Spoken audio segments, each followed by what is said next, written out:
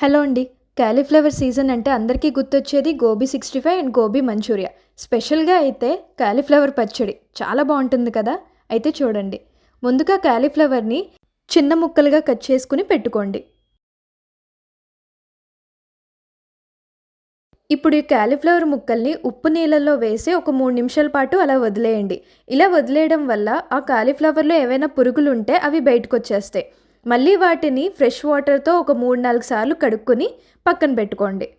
ఇప్పుడు ఈ కాలీఫ్లవర్ ముక్కల్ని నేను వీడియోలో చూపించినట్టుగా ఒక క్లాత్ మీద బాగా స్ప్రెడ్ చేసుకొని నీరంతా ఆరిపోయే వరకు ఉంచుకోండి. ఇలా చేయడం వల్ల పచ్చడి అనేది ఎక్కువ కాలం నిలవ ఉంటుంది. అదే కాలీఫ్లవర్‌కి నీళ్లుంటే పచ్చడి ఎక్కువ కాలం నిలవ ఉండదు. అందుకే పూర్తిగా ఆరిపోయే వరకు ఉంచుకోండి. తర్వాత ఒక ప్యాన్‌లోకి కొన్ని ఆవాలు డ్రై రోస్ట్ చేసుకొని పక్కన పెట్టుకోండి.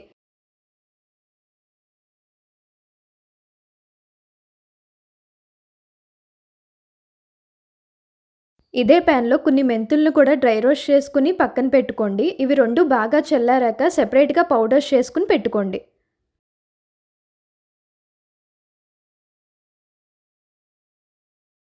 ఇప్పుడు ఒక ప్యాన్‌లోకి 1 ½ కప్ ఆయిల్ వేసుకొని తాలింపు దినుసులు జీలకర్ర లేకుండా వేసుకుంటున్నాను. ఇవి లైట్‌గా ఫ్రై అయ్యాక ఇందులోకి ఒక 4 ఎండుమిర్చి కూడా వేసుకొని ఇవి కూడా లైట్‌గా ఫ్రై చేసుకుంటున్నాను. ఇప్పుడు ఇందులోకి దంచిన 6-8 వెల్లుల్లి రెబ్బలు, కొంచెం కరివేపాకు వేసుకొని ఇవి కూడా లైట్‌గా ఫ్రై అయ్యే వరకు ఉంచుకుంటున్నాను. ఇప్పుడు పూర్తిగా ఆరిపోయిన కాలీఫ్లవర్ ముక్కల్ని ఒక బౌల్‌లో వేసుకుంటున్నాను. ఇప్పుడు ఇందులోకి ఒక 4 వెల్లుల్లి రెబ్బలు పచ్చివి వేసుకుంటున్నాను దంచినవి. చిటికెడు పసుపు, టేస్ట్‌కి సరిపడా సాల్ట్, 1.5 టేబుల్ స్పూన్ కారం, హాఫ్ టీ స్పూన్ మెంతి పొడి, 2 టీ స్పూన్ల ఆవాల పొడి, నిమ్మరసం ఒక 4 నిమ్మకాయలవి తీసుకున్నాను.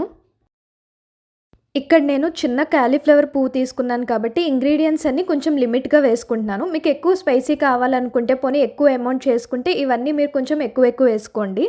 లాస్ట్‌లో ఇందాక వేయించి పెట్టుకున్న తాలింపు దినుసులు, నూనె వేసుకొని ఈ మొత్తాన్ని బాగా కలుపుకోండి. ఈ పచ్చడి అనేది ఒక రోజంతా బాగా ఊరితేనే టేస్ట్ అనేది చాలా బావుంటుంది. అంతే అండి, యమ్మీ కాలీఫ్లవర్ పచ్చడి అయితే రెడీ అయిపోయింది.